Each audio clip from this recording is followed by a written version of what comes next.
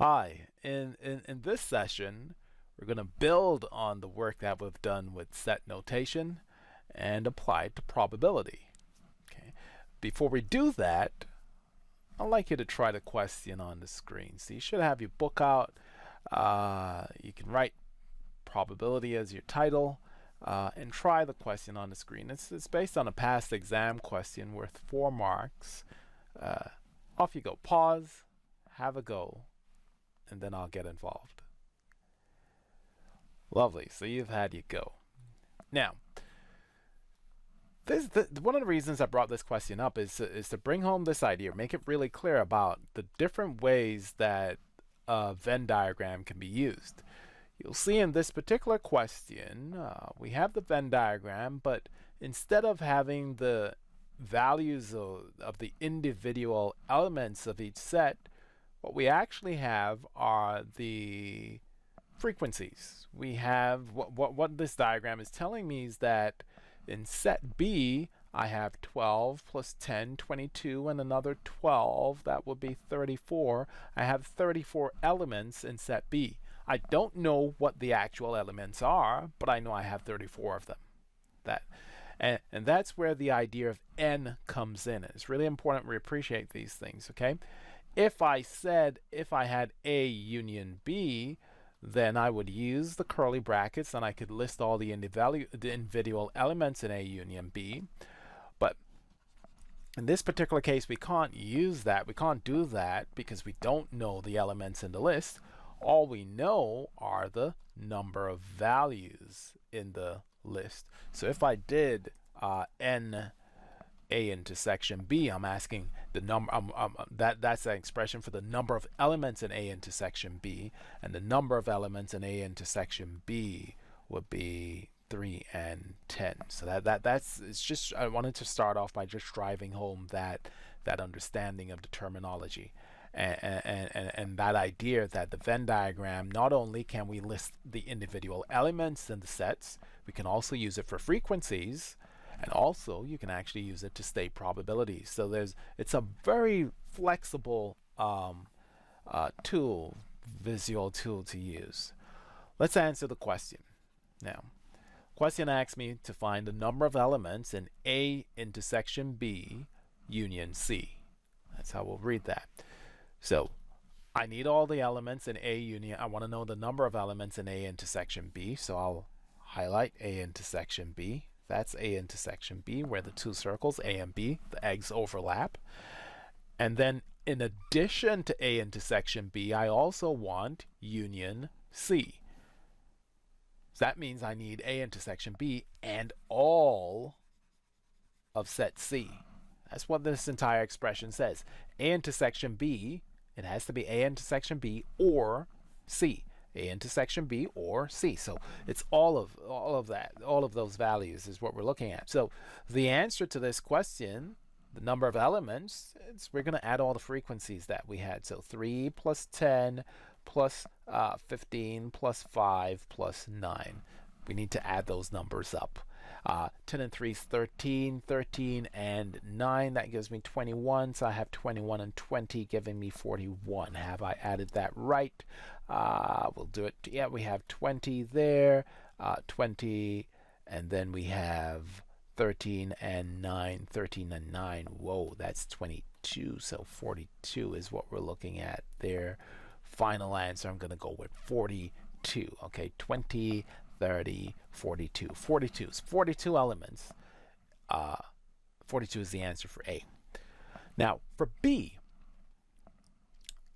I got thrown off by this, I'll be honest. I don't know how you felt about it because part B, which this is the start of the information for part B, and then you have the questions B and C, it has nothing to do with this Venn diagram.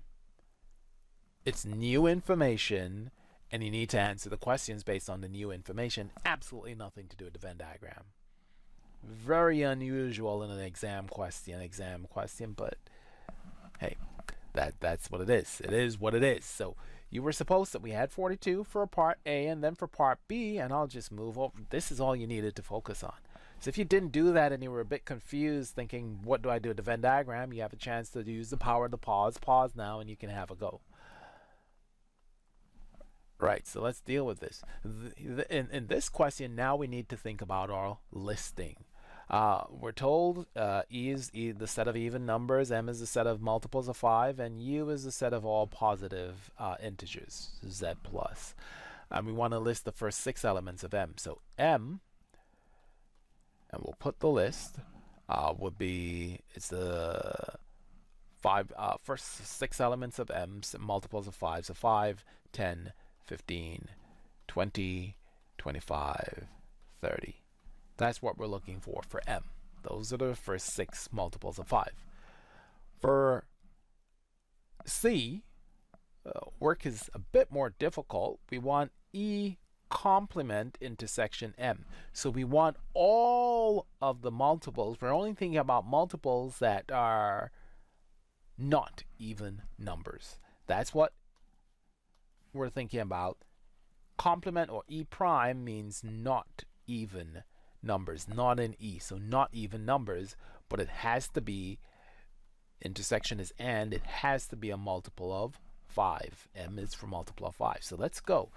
We're going to keep, and we can start looking, we'll keep the 5 because 5 is not even, okay, but we'll can't use 10 anymore because 10 is an even number, and we want 10 is going to be in the E, the set E, but we want E prime, the complement of E. So we're going to have to go at 15. Then we're going to have to go at 25. Then, because we want 6 of them, we're asked for the first 6, then we'll want 35, 45, and 55. Those would be the 6 elements in the list. And there you go. That's doing your first exam style question using set notation. And look at this. This question had nothing to do with probability.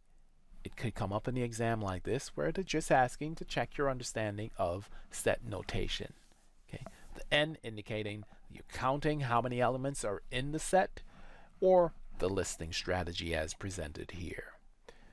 Now let's go into probability.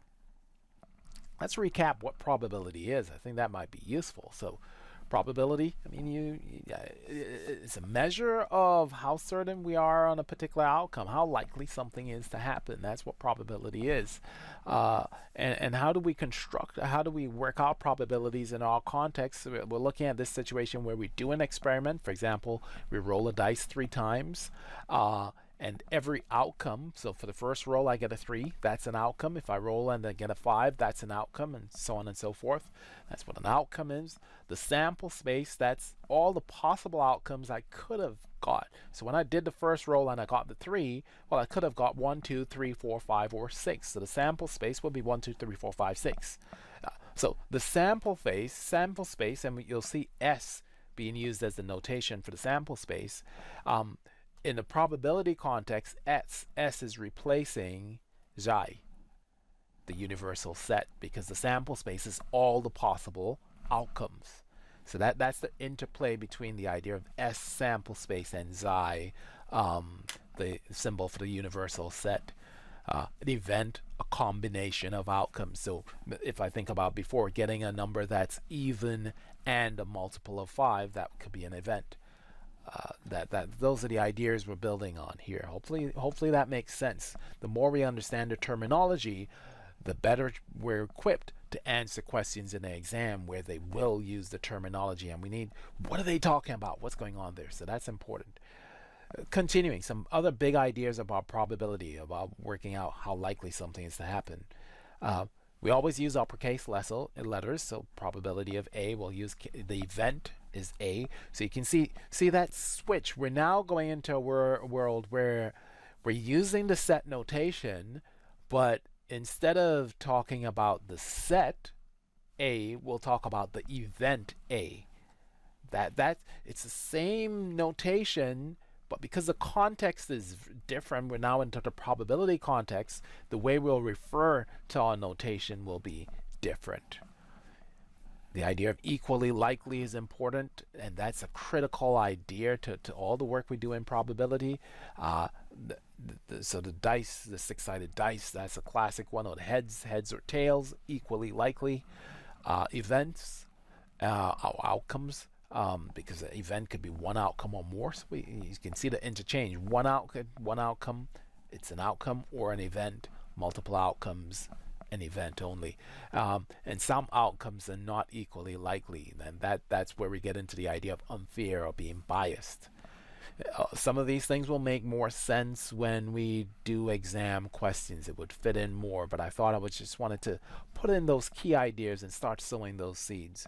A lot of it you probably have experience from GCSE and first year A-level, but we just want to start using it and making sure we're making the links between the key terminology and set notation, because that's where the more complicated probability questions, that's what they require. Let's tie this whole thing up. A couple other points to calculate a probability, because that's what we're going to be doing a lot of, calculating probabilities. It's that count. We want n. We want the number of outcomes for event A. So now we're not talking in terms of the elements of the where we were talking about elements of the set.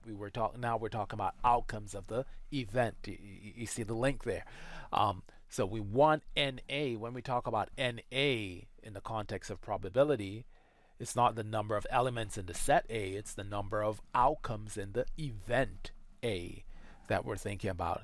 And a probability of an event, we want to count the number of events, outcomes in A, and divide it by the total number of outcomes in the sample space. Okay, so I can write that the probability, put it where we can see it clearly. And actually, you haven't been seeing this clearly, have you? Well, I could have left it, but gotta put my face in it. Yeah, yay. What we're looking at is to make this, to use set notation for this one here. We're saying the probability of A is equal to the number of outcomes in A divided by the number of outcomes in the sample space. That's the idea of what we're trying to build here. Okay. Key bits we need to remember as well. Probability 0 means it can't happen, it's impossible. So representing what would be the empty set. Okay. That's one way you'll want to look at this idea of 0, and depending on the context. 1 means it's certain to happen, event is certain. Look at what I've put here with A prime, the complement of A. If you know what the probability of A is, then to work out the probability of the complement of A prime, you do 1, take away the probability of A occurring. And the probability of A, if we said the probability of A is 0.5, it's a half, that's indicating that it's equally likely to occur or not to occur.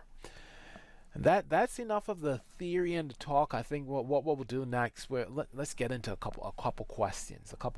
And the first one I want to look at, we're going to look at 3 types here. And I put E1 example, but you're going to do it, and we'll build from there. And the first bit is this circumstance where we've been given the list of outcomes, note, not the number of outcomes, we've been given the list of the outcomes, and we're asked to find the probabilities. The recommendation will still be to draw a Venn diagram to do it. But based on the information provided, can you find probabilities for those 4 parts, for part A, B, C, D? If you want to make a note of this, I'd recommend draw a Venn diagram to help, and you put down your answers. Pause and have a go at this, then I'll do it.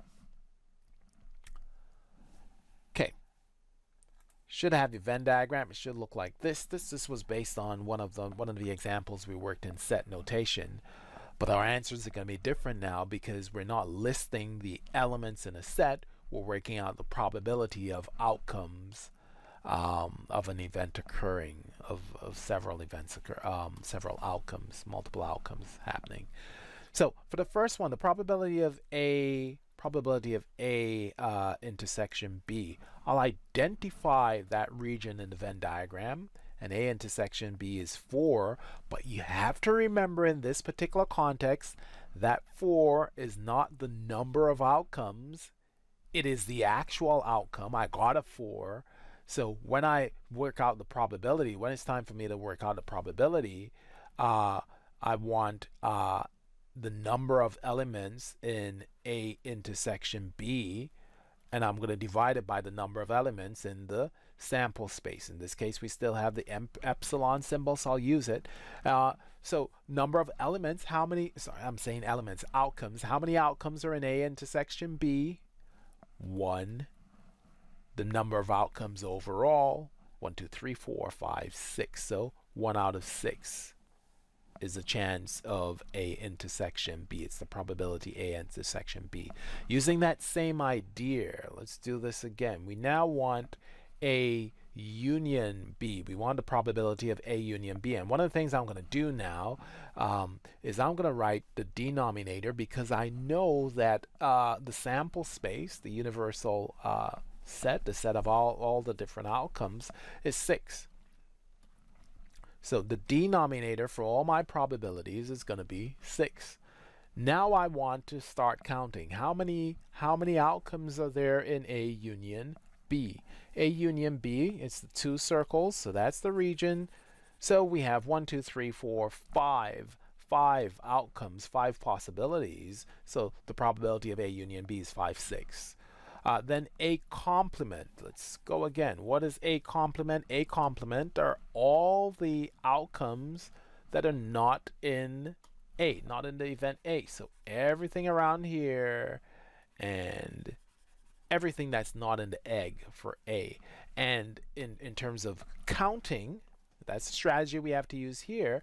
I have 1, 2.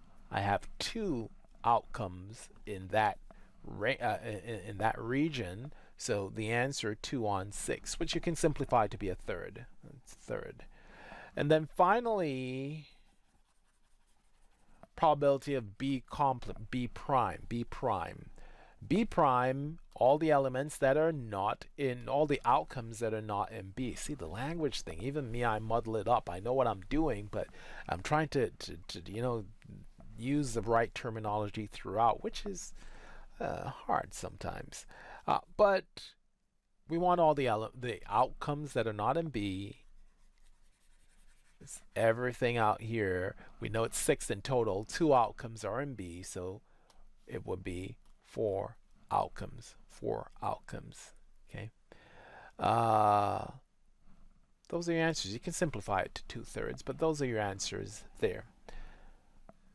Now, let's look at the circumstance where the Venn diagram gives us the number of outcomes for each event. Have a look at this question, and yeah, have a go. Try to do this question. Use the power of the pause and see how you get on. I'm particularly interested in how you're going to structure the Venn diagram, because we're going to use the idea of how we structure the Venn diagram to generate really important equation that describes the relationships of some of the probabilities that we identify, some of the regions that we identify in the Venn diagram. So have a go. Off you go on this one. Right, so you've tried. You've tried and you have your solution, and we'll explore, we'll get the answers, but more important than the answers for this one, you'll see is that general formula that will generate. Okay, that's what I want to focus on initially. So let's build it. I need some more space to do it, so I'm gonna just clear so I have space on the right hand side to write, and let's see how we build this Venn diagram. Let's go through the process together now. We are told that 3 of the children can neither swim nor ride a bike. And before I do that, let me actually put in the labeling. So I'll put S for swimming for my egg on the left, and I will put R for riding a bike for my egg on the right.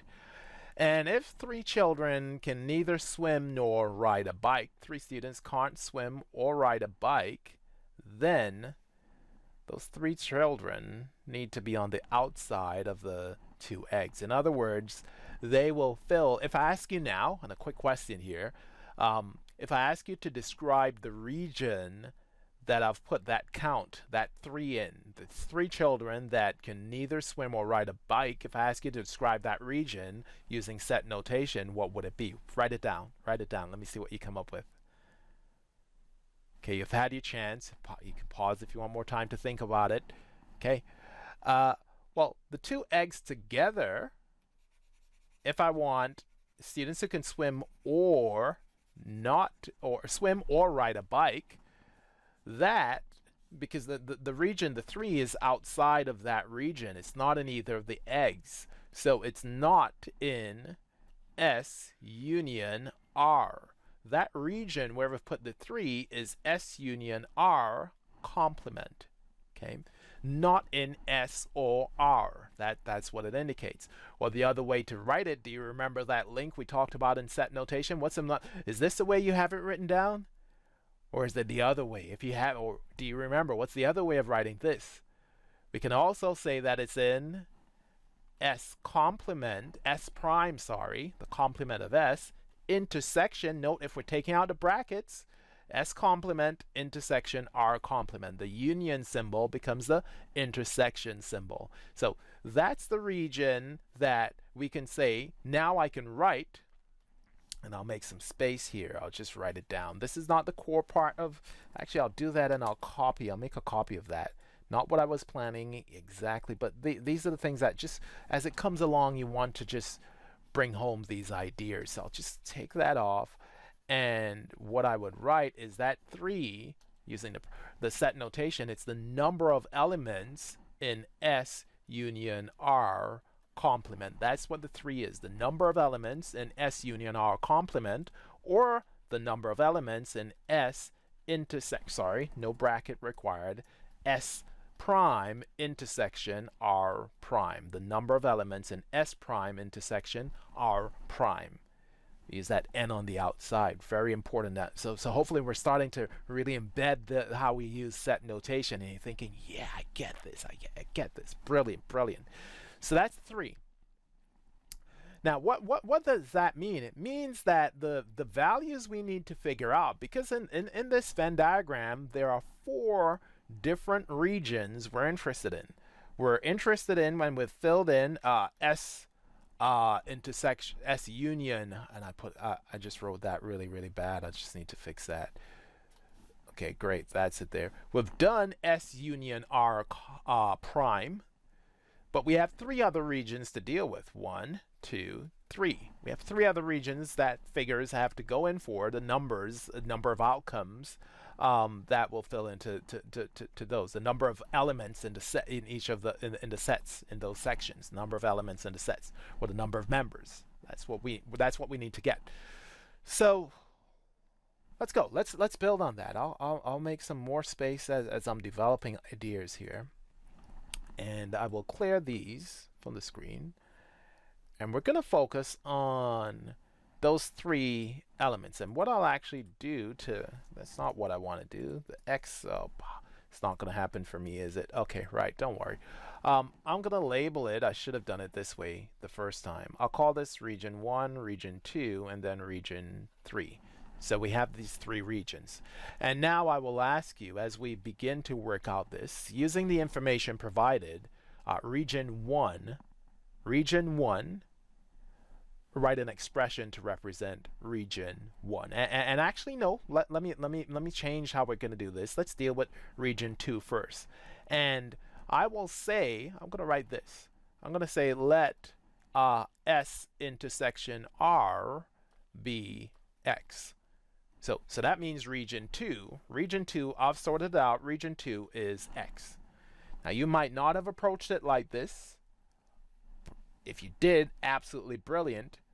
But I want you to work with me on this one to see how, because we want to build a general formula. That's my focus now, not just getting the actual missing values, which you may have, and we'll find out soon enough. Okay, so S intersection R is, we're going to call that X. Okay, so I can put in an X here. Now, on the basis of that, if S intersection R is X, I want an expression for region 1. Okay, this stage not asking you to say what the name, not to use set notation for what region is X, the name is, but using the numbers. Let me just clarify myself. So we know there's a class of 30 children. We know 20 who can swim. We have 25 who can ride a bike. Using that information, give me an expression for region 1, the region referred to as 1. You have something for me there? And you have the chance to pause to think about it. So I would say region 1 is 20 minus X. How do you feel about that? How do you feel about that? And the reason for it is because, well, S, the entire egg, so the whole set S, has all of region 1 and region 2. And it has to add up to 20. We're told 20 students can swim. So the event can swim has 20, there's 20 children that meet that criteria. And that's that section, the region 1 and 2. So if region 2 is X, then what I have left from the 20 will be region 1. So region 1 is 20 minus X. At this stage, I'll take out the color coding. Okay, and we'll look at tidying up this a bit. Let me get off the red. Red gone. Brilliant. Okay, so I'm going to write 20 minus X here. And then for region 3, and I'll change the color on that one just for clarity. So region 3, what's the expression for region 3? Perfect. The same idea. 25, we know that 25 students can ride a bike. 25 students can ride a bike. So the number of students, the number of young people, not students, the children, in region 3 will be, the number of students in region 3 have to be 25 take away. So 25 take away, and I'll put that in green. I was just thinking color coding. 3, it will be 25 take away X. 25 take away X. Because the entire egg, all of the egg, if we think about the whole egg of R, representing R, it has to total to 25. 25 ride a bike. We know there's the overlap, which we're calling X. So it's the 25 take away X plus X. That will give me 25. So those are, and now I have 3 regions. The 3, so if I was to say now and recall, let's just make it a bit clear. These 3 regions all together, 1, 2, and 3, they all make up S union R. So I can write, in terms of algebra at this stage, I can write that S union R is equal to 20 take away X plus 25 take away X. The 20 take away X plus the X plus 25 take away X. The 3, that entire expression has to give me S union R. The number of elements in S union R. Let's be accurate. The number of elements in S union R. That's the expression for it. Now, at this stage, what do we know? What does N S union R have to add up to? What does N S union R have to add up to? We know, and what's missing from the diagram is that Xi, the universal set, we know the total is 30. We don't have to write that in the diagram, but the whole diagram, the 4 sections, 1, 2, 3, plus the 4th one on the outside, has to add up to 30. We have 3. S union R prime, S union R prime is 3. So what's S union R? If everything has to add up to 30, and N, the number of elements. I'm missing out the N.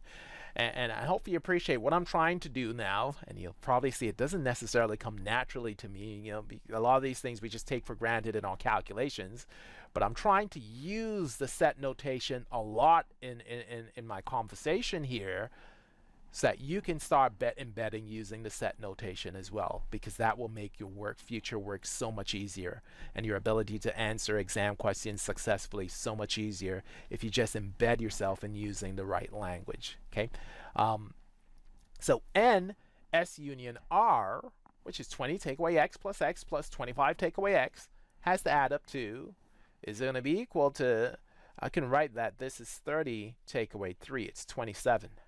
Are you happy at that? So now we can say that 27 is 20 minus X plus 25 take away X. And we can simplify that, and we can work out X. We can work out we can work out the values that have to go into 3 regions now. Okay, we can work out the values that have to go into 3 regions. The first thing we want to do that is to simplify the expression on the right. And at that stage, it's going to really, really open up things where we can go into a formula. So that's where we want to go next in terms of simplifying the expression on the right. And I'm going to scroll up on this one and scroll a bit to the right so I have space. And in terms of simplifying the expression on the right, what do we get? Well, we have the 20 plus 25. That gives me 4. So actually, very, very important what I'm going to do here. I'm going to write 20 plus 25. I'm not going to simplify that as yet to 45, and you'll understand why in a moment. Then the minus x plus x, well, that's just going to cancel out. That leaves 0. Minus x plus x is 0, but I have a minus x, so take away x.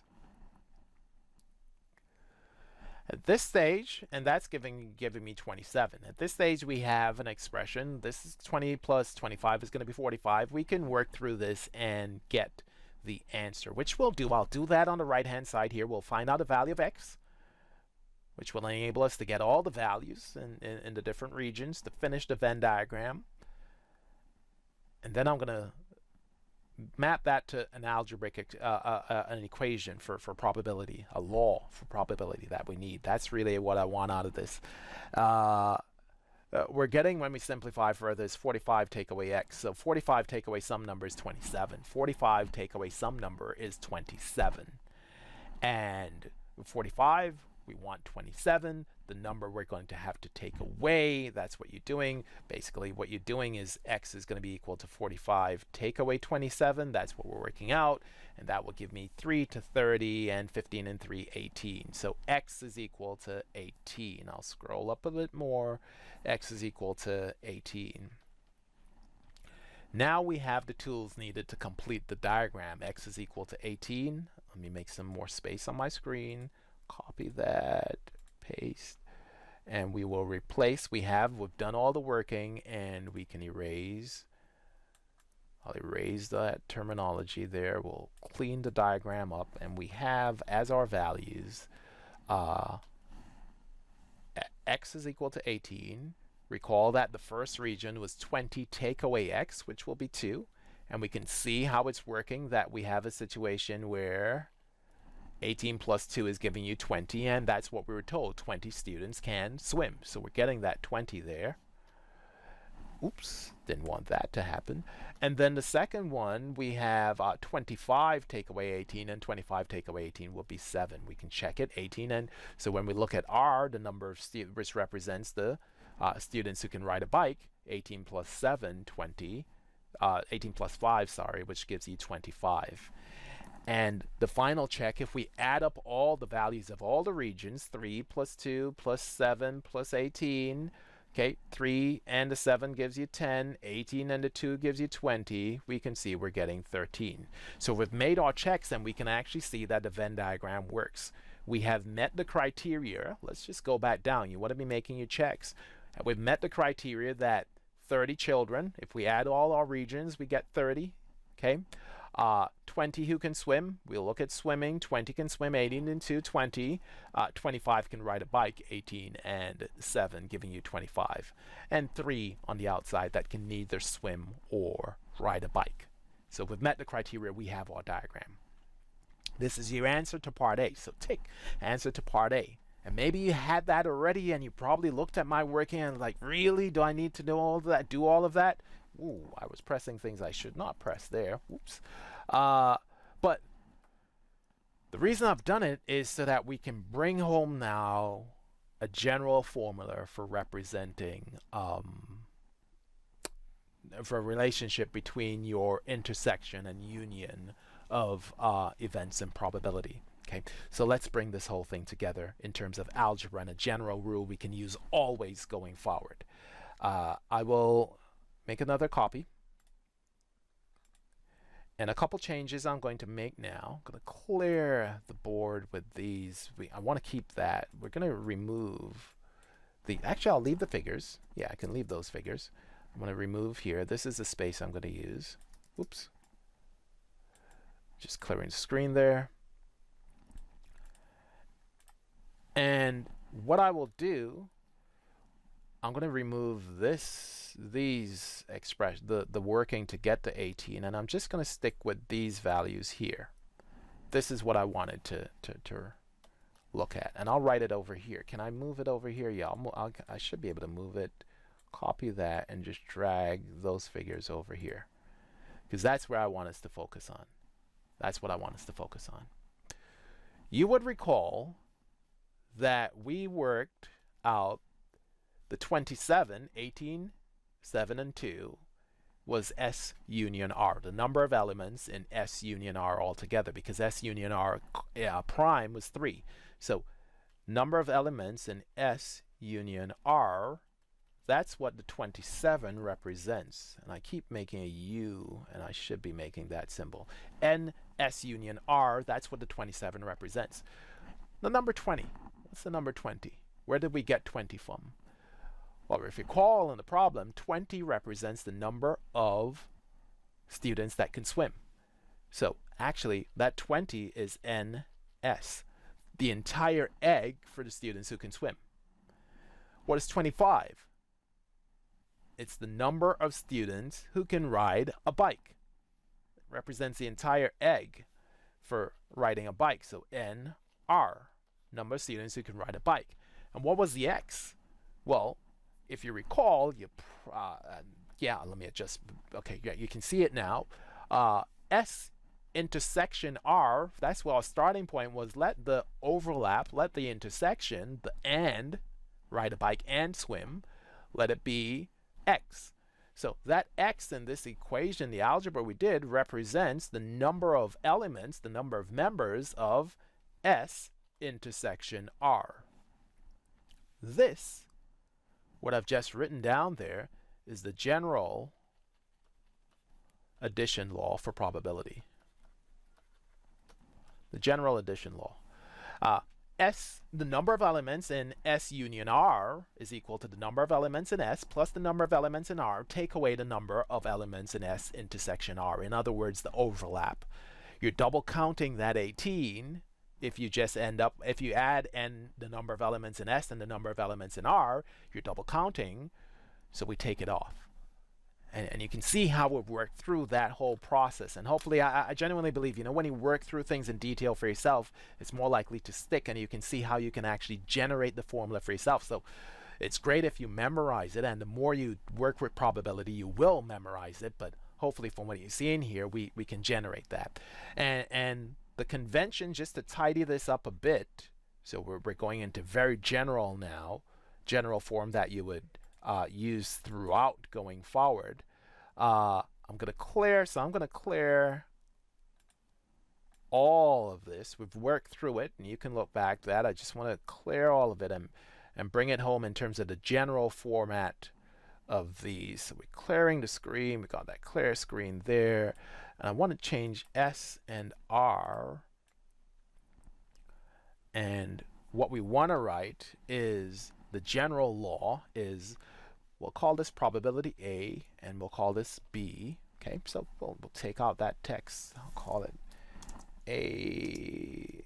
Yeah, we're just fixing, tidying that up there. A and B. Then what we're saying is the number of elements in the set A plus the number of elements in set B, take away the number of elements in set A intersection B, well, that is equal to the number of elements in set A and B, or A union B. So the number of elements in A union B is the number of elements in B, A plus the number of elements in B, take away the number of elements that overlap A intersection B, or A and B. We can use that word or, and. We just want to bring home making those links, because when you're reading, if you started off with a question that's written in text, you're using that language or union, you're using the language and intersection. Okay, make sure you have this formula. Make sure this, what we've just gone through there, super critical, because coming up in a moment would be the type of questions where you do not have a Venn diagram, you have no quantities, you're just told that you're just told what NA is or NB is, and you need to use the formula to connect all your ideas. And you'll understand it more when the question is in front of you, but very important formula here. Now, what this also means, And then we'll get on to answering the rest of the question. But hopefully you appreciate how I've used this question to generate the formula, put it in a context. What the implication for counting elements this way, and this counting rule, this addition law for probability, I said for probability, there's no probabilities here. But think about it this way. If I asked you what's the probability of A, in other words, what's the probability that you choose a student that can swim? Well, you would tell me it's 20 on 30. Because the number of elements in A is 20. The number of elements, and remember the probability, when we go to probability AA is the number of elements in A divided by the number of elements in the full sample set. So I'll use S. I'm using S interchangeably with xi at the moment. S for sample, xi universal set. We can use, you would see them used interchangeably. In this case, S is probably the better notation to use because it's a specific, yeah, but we won't get into that. What that means is that this equation for counting the numbers, well, if I ask you for any of these probabilities, all you would do is divide your n values by ns. All of this will be divided by ns. I'm not going to write it down because I'm going to run out of space with messy algebra, but what I'm trying to get to is the formula we can go to now is to say that the probability of A union B is equal to the probability of A plus the probability of B, take away the probability of A intersection B. That's where I'm going with this. Okay, because what we're doing there is dividing all of the terms by ns. If I divide throughout by ns, the number of elements in the sample set, in the universal set, then, so I'll just put S here to clarify that. We'll get the probabilities. The probability is the n divided by the n that you want, number of elements you want, divided by the number of elements in total. So it goes to show we can use it in terms of counting elements. It's the same for probability. And your job using this formula when you get when you get questions purely based into set notation would be rearranging the formula to find unknowns. That's where we're going with this, okay? So I'll pause. I think I've gone through this in some detail, and hopefully it makes sense. Big idea that you will have to use. Let's go back and use these values to answer the rest of the original question I gave you. Let's go back and let's get that sorted. So the original question, and I need to, we have here. That's the question that we started off with. And we're going to answer the remaining questions now. So I just need to get there. Right. And to answer the questions, well, we just recall we have S, we have R, we had 18 was the overlap. So S intersection R, hint, A, S intersection R. That's it there, 18, 2, 7, 3, and that is epsilon, the universal set. So now we can answer the question, or just confirm your answers. Probability of S intersection R, as I highlighted or mentioned, hinted to. 18 is N intersection R, S intersection R, so N S intersection R on N, I'll just put epsilon for here. Simply, that's what we're working with for A. Your answer for A will therefore be 18 on 30, which you can simplify. You can divide both of these by 3, you'll get 6 on 10. So A, the probability of choosing a student, and if we read this in English, what is it?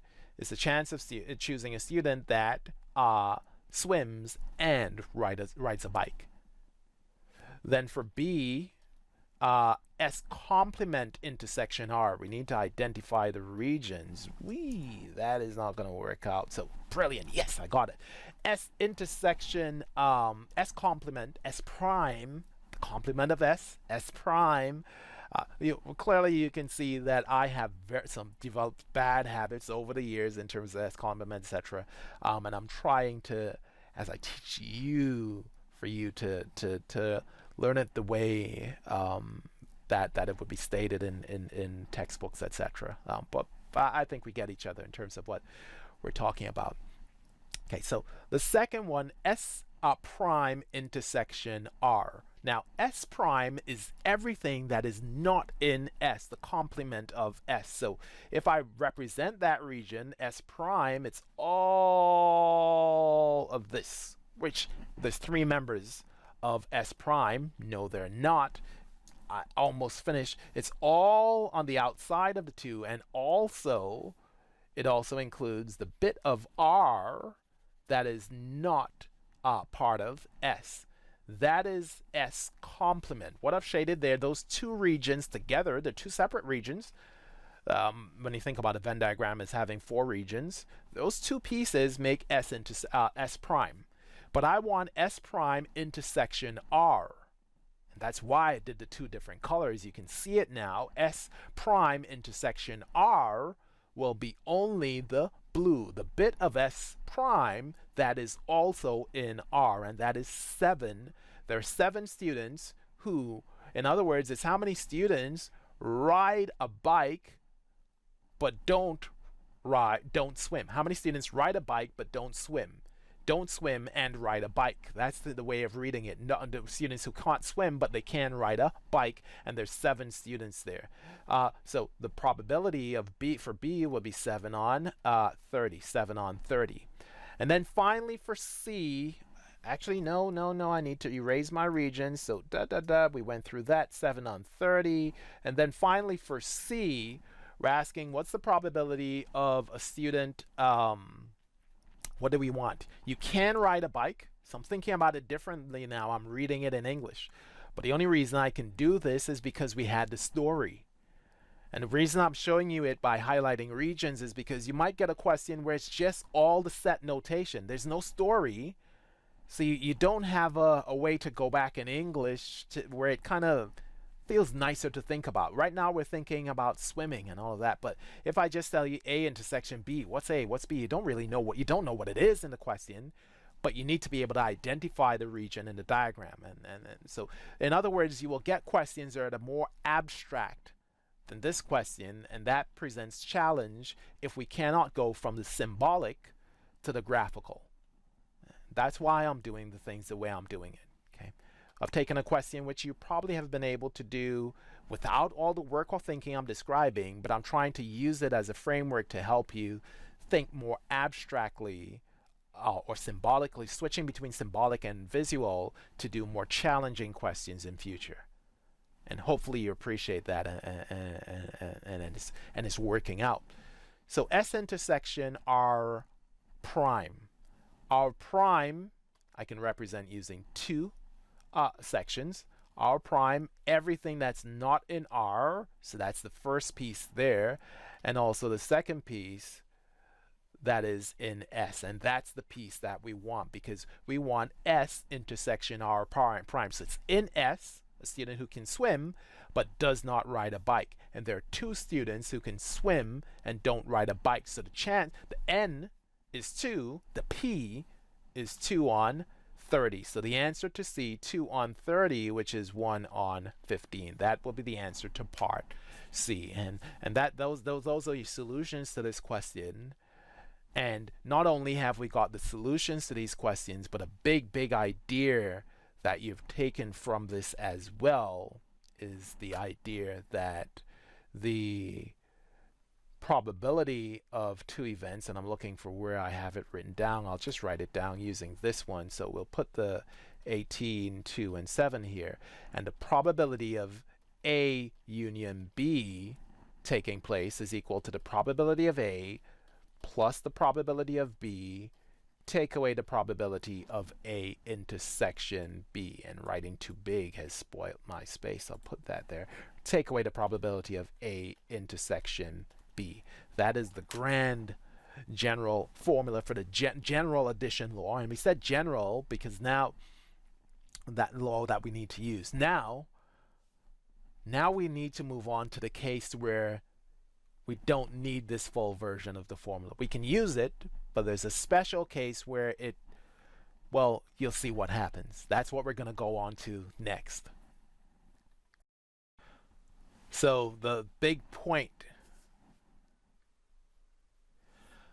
Mutually exclusive events. Special case, when two events can't happen, they can't take place at the same time. And that's why we use this term mutually exclusive. So the previous question where we were looking at can swim and can ride a bike, well, a student can have the ability to swim and the ability to ride a bike at the same time. And we saw in that example that there were 18 children in the sample we had that met both criteria. If the events are mutually exclusive, then it is not possible to meet both criteria. An example, flipping a coin where you can get heads or tails. If you were asked to draw that and using a Venn diagram, you can't have an intersection because getting a head and getting a tail, they are mutually exclusive events. You can't get both. You can't get a head and a tail at the same time. They can't happen at the same time. What it means is that visually, that the two eggs, the eggs representing each set will never overlap as shown in the diagram. So you're going to have and it also means that P, the probability of A intersection B is equal to 0 because N A intersection B, the number of elements in A intersection B is 0. And the implication for the addition law is the probability of A union B is just going to be the probability of A plus the probability of B.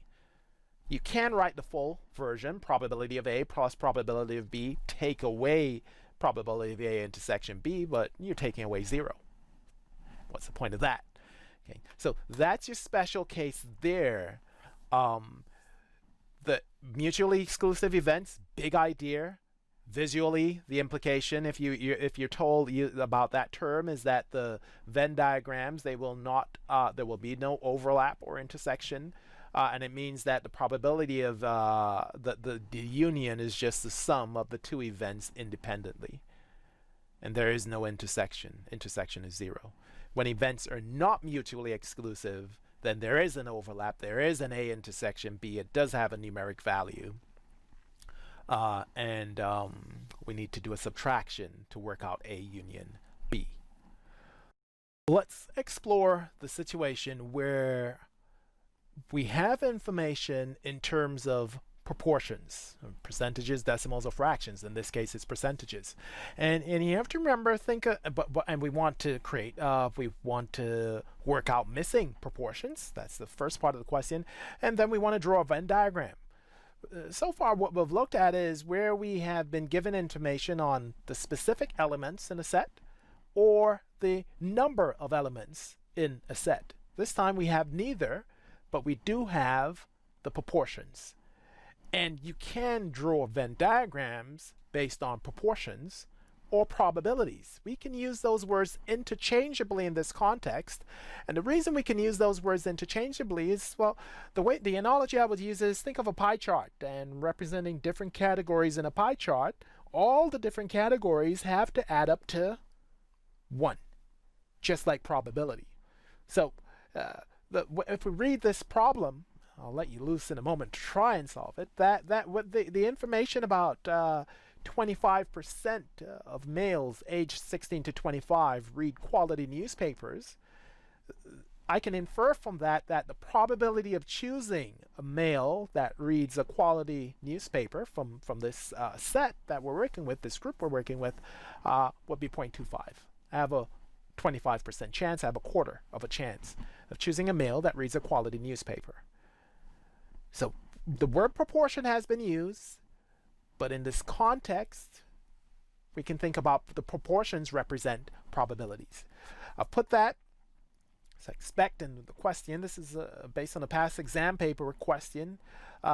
It's designed for you to use and to work within the framework of set notation for probabilities to come up with solutions for A, and also to be able to draw an accurate Venn diagram representing the proportions. This time, that's what we're representing, the proportions, the probabilities. Off you go. See what you can come up with. Pause. Use the power to pause. Have a go. And then obviously, I will begin doing it, and you can compare your answer against mine. Okay? Now, you will... Lovely. Let's get going. I'll get going now. First thing you'll note, which is interesting about this question, is they ask you to find a proportion first before they ask you to draw the diagram. That should suggest to you that there's some information that you need for the diagram that's missing. So let's see what information we have and how we can use set notation to help us find the missing information. For the males, group of males, 16 to 25, 25% read quality newspapers. So the first thing I would put is that I'll put Q equals quality newspapers.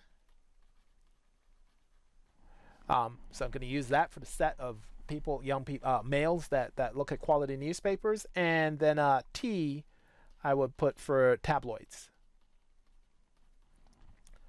So that's the first thing, and you can use any letters you want. Maybe you've gone with A and B. I'll just go with Q and T, so it fits into the storyline. And we have, I can now say that PQ, what is PQ going to be equal to? What's the probability of choosing a male 16 to 25 that reads a newspaper, quality newspapers? It's 25%. 25%. And then what would PT be? What would be PT? We have 45% read tablet newspapers, so PT will be 45%. And probably it's better to work, I don't know, as you wish, but I don't know, there's something about decimals that seem to fit better for these kind of questions. So I'll just put these as decimals. It will help me to work faster. This is by no means necessary, but that's my thing. And the last piece of information we have is 40% do not read any newspapers at all. And that group would be, let's make some space, we got to start scrolling. And at this stage, I would think, actually, they told me about drawing the Venn diagram after, but I want to do a sketch of a Venn diagram, so I'm just clear about what's actually happening here. So I'll actually do a sketch. I'll draw the nicer one after, but when I'm thinking about do not read any newspaper, so I'm thinking I have Q, I have T, and we have this bit about do not read any newspapers at all. I'm going to put that 40% or 0.4. That's going to be the outside S sample space. So that's going to be outside the union of the two sets. In other words, I can say P. Now the visual helps me, so I can now say that P Q union T prime, the complement of the union, is 0.4. That's what that third piece of information is telling me. And then I ask myself, well, what am I trying to find in the question? So that's all the information given in the diagram, in the text. 25 PQ is 25%, PT is 45%, and Q union T prime, so those who are not in Q union T, is 0.4. And what do I want to find? I see that word and. I look at that quickly, and I want to find those who read both quality and tabloid newspapers. So what are we looking for in terms of set notation is the probability of P intersection T. That's the proportion we want. And though here, you see I'm using that word proportion and probability because the probability will be a proportion. So we can use that, can actually use the language interchangeably.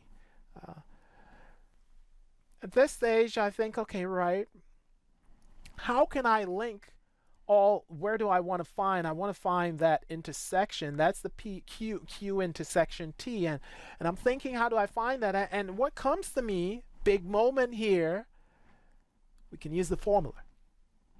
We have a formula. That formula for the addition law is going to sort out this job.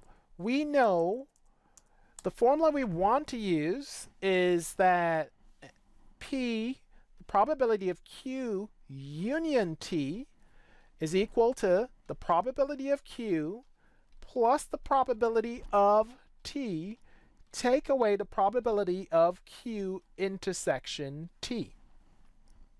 That's what the addition law for probability indicates.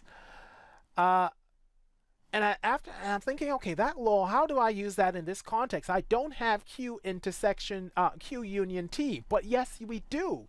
We can find it quite easily because we have the complement. And what I can write here is that the probability of Q union T is actually equal to 1 take away the probability of Q union T prime. So it's going to be 0.6. How do you feel about that? Remember, everything Q union T is all, this is Q union T. Q union T complement is everything on the outside. So combined, they have to be the entire probability, the entire set of proportions. Combined, it has to be 1. So if I take away from 1, I'll get what Q union T is. Now that I have Q union T, I don't have space, so I'm going to scroll down even more. I have Q union T. I can continue and say that I want to find the intersection. And just by some basic algebra, change side, change sign. I want the positive P Q intersection T. It is going to be equal to probability of Q plus the probability of T, take away the probability of Q union T. Now you can see how we can use this formula creatively to find missing probabilities. The probability of Q intersection T is the probability of Q plus the probability of T, take away the probability of Q union T. I've just rearranged the formula. And now that we have the right formula, we can go ahead and answer the question. Just need to substitute in the values. So what is Q intersection T? It is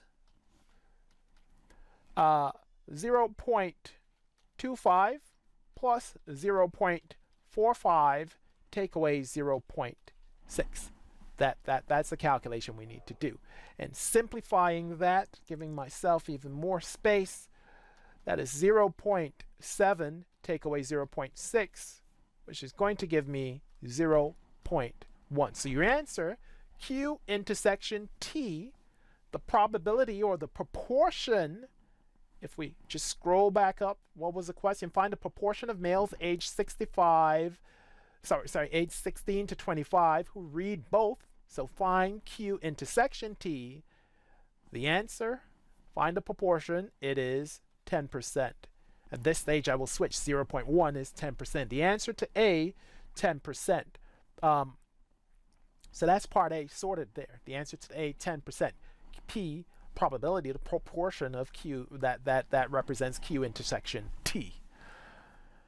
And we've all done part B. I mean, when we have this, part B is the Venn diagram. What I will do now is I will represent it a bit clearer, but you can see as a result of doing A, the job is pretty much done. Pretty much, not completely, but pretty much done for B. We now have to use these values to do some minor calculations again to get every region for the Venn diagram. So let's go to B. And for B, I already have, we worked out that the proportion, what we've just worked out is this proportion is 10%. So I've got a clean screen here. And I'll just scroll up a little bit here. And we have Q, we have T, we have S, our sample space. And now, we worked out probability of Q intersection T is 10%. So I'll put 0.1. I'm switching to decimal form. You can leave it in percentage form, but I like it in decimal form. So that's 0.1 there. And the next bit I want to do now is we know that probability Q, the whole circle, so the whole circle was 0.25. I have 0.1, so the missing bit for the rest of the circle, this section, if I call it section 1, 2, 3, we won't go into set notation naming at this stage. This has to be 0.15 because 0.15 plus 0.1 will give me 0.25. And I would have removed, yeah, I'll put into 0.15. And then for T, the probability of T, the probability or the proportion of people reading the tabloid, it's 45%. I have 0.1.